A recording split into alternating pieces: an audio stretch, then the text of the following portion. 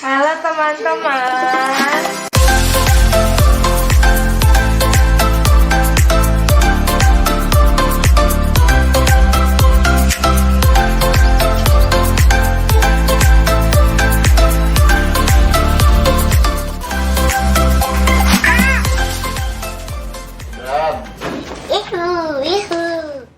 Halo sahabat Ibran, ini pandemi masih kita alami ya. Udah pasti nih kayaknya sekolah, apalagi untuk anak-anak usia playgroup ya. Ini dimana aku masih punya dua bayi nih ya, dua balita. Yang satu Ibran masih 4 tahun, satu lagi Ibran masih 2 tahun. Dimana untuk anak dengan pembelajaran yang prasekolah itu udah pasti Zoom gitu, banyaknya ya yang aku datangi, sehingga di pandemi ini untuk Zoom itu untuk balita yang aku alami Ibran dan Ibrar belum bisa tuh mengikuti Zoom itu gitu. Tadinya memang sekolah preschool, tapi karena keadaannya seperti ini ya, jadi nggak berani pergi ke sekolah, jadi mengajar di rumah. Mungkin ini untuk ibu-ibu yang sama Asri masih terus belajar di pandemi ini, kayaknya seru deh kalau kita belajar bareng sama anak-anak di rumah, dimana anak-anak itu ada perkembangan kognitif, ada perkembangan motorik, dan ada perkembangan namanya sosio emosi gitu ya. Jadi apa aja sih yang dipelajari untuk anak-anak preschool gitu ya, ataupun playgroup gitu ya, belajar untuk bagaimana self-helping ya, atau bagaimana dia bisa melakukan apa-apa sendiri untuk nantinya sekolah gitu. Nah, di mana kan biasanya balita tuh kan ya kita bantuin semuanya, sehingga namanya juga masih kecil gitu ya, padahal self-helping itu perlu kita bimbing untuk anak-anak usia balita supaya dia bisa problem solving atau menyelesaikan masalahnya sendiri, atau menyelesaikan bagaimana bisa mengambil sesuatu atau bertanggung jawab kepada dirinya. Perkembangan anak itu beda-beda ya. Asri punya Ibran yang lahir dengan katarak, sekarang usianya 4 tahun ya.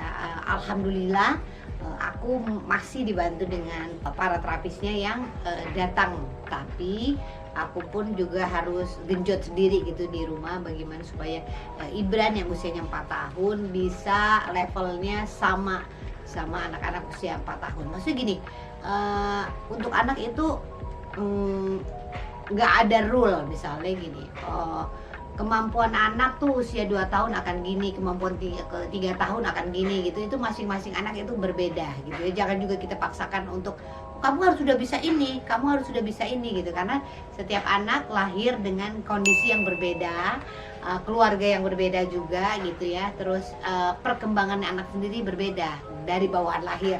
Seperti Ibran lahir dengan katarak, udah pasti 5 panca inderanya itu harus distimulus gitu ya, harus dibantu karena lahir sudah ada keterbatasan atau memang penglihatannya dibantu gitu. Nah, sehingga untuk yang lain pun harus ada terapinya gitu. Nah, sebagai orang tua aku masih terus harus belajar. Nah, lain sama Ibrar lahir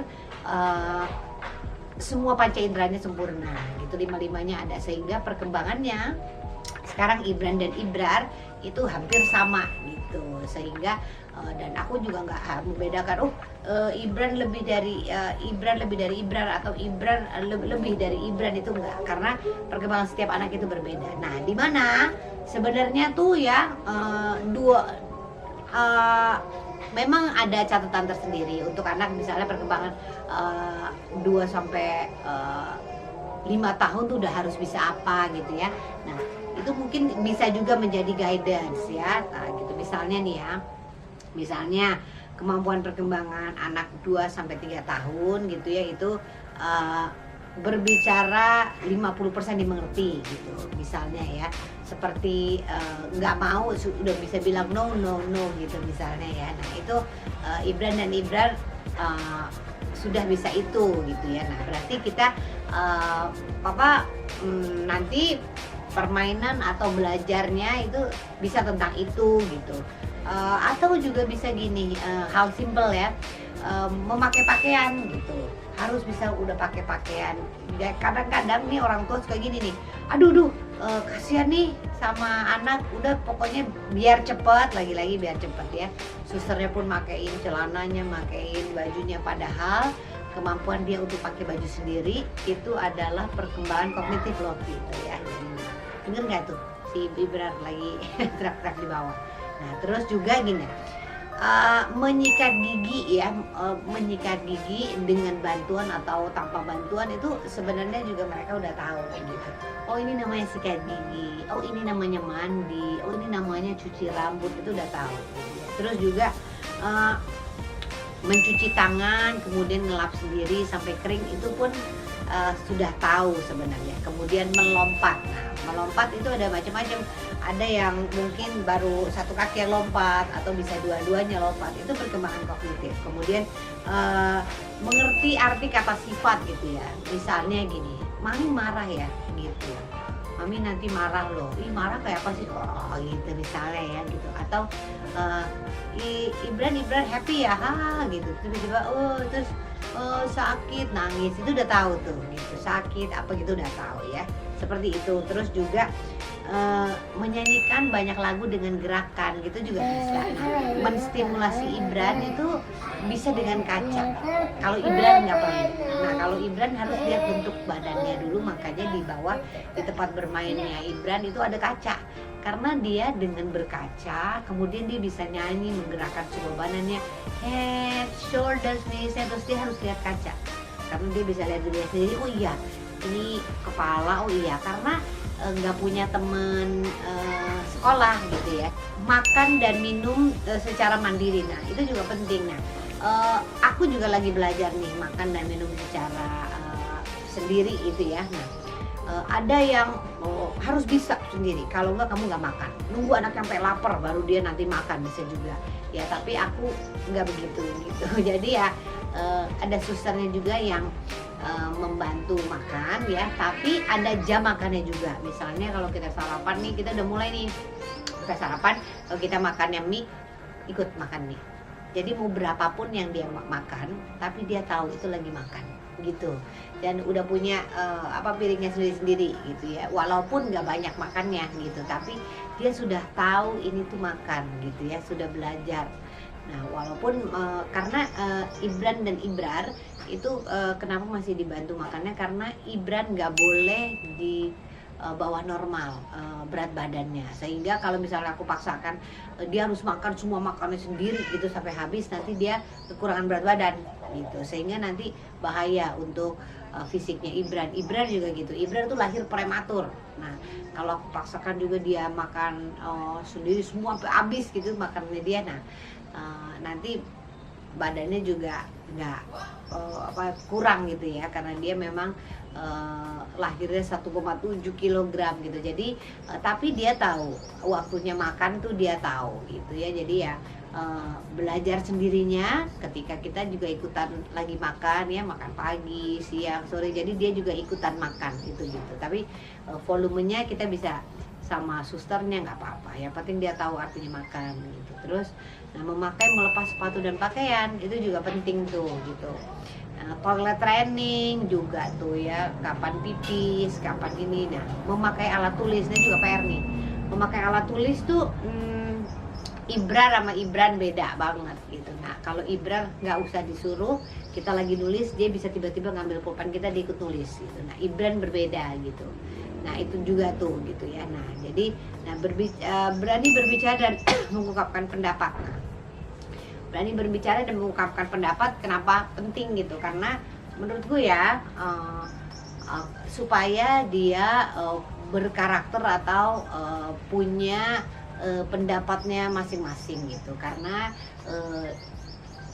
ya itu ya, kadang-kadang orang tua kan memaksakan harus mau, jadi sehingga kalau aku dari dulu dibiarkan sama ibu bapakku untuk boleh mau jadi apapun di dunia ini, boleh mau eksplor jadi apapun, nggak pernah dilarang asalkan bertanggung jawab. Sama ini anak-anakku juga gitu, Ibam nggak pernah aku larang dari kecil, walaupun main air panas air dingin dibilangnya ya ini panas ini dingin. Kalau main air panas nanti lonyot, terus dia akhirnya kena air panasnya, tapi dia nggak main lagi karena itu panas gitu loh. Jadi Ibran gitu, jadi bilang sama susternya ya ataupun yang di rumah, karena kalau ngelarang-larang nanti akhirnya nggak berkembang.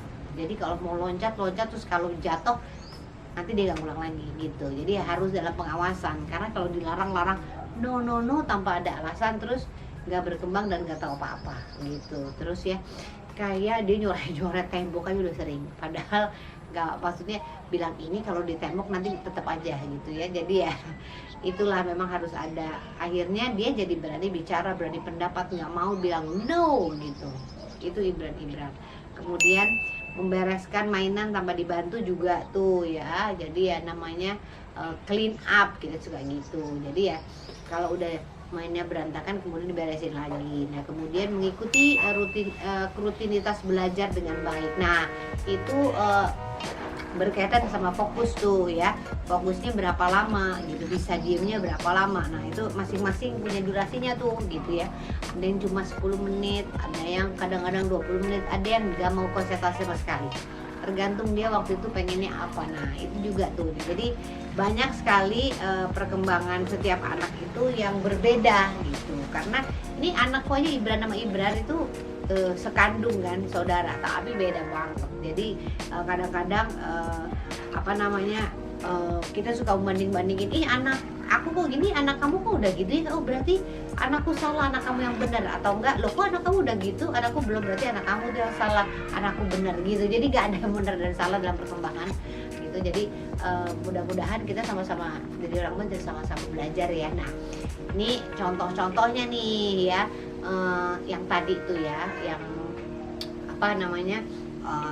bagaimana di pandemi ini kita belajar menstimulasi semua hal yang tadi. Jadi selama pandemi ini kita belajar untuk self help. Buat apa? Buat supaya Ibran dan Ibrar nanti kalau sekolah dia siap. Karena di sekolah tidak ada orang tua, nggak ada susternya, nggak ada mbaknya, mungkin cuma ada guru ya yang bisa menolong sedikit-sedikit ya. Self help itu diperlukan supaya anak bisa mandiri nanti di sekolah.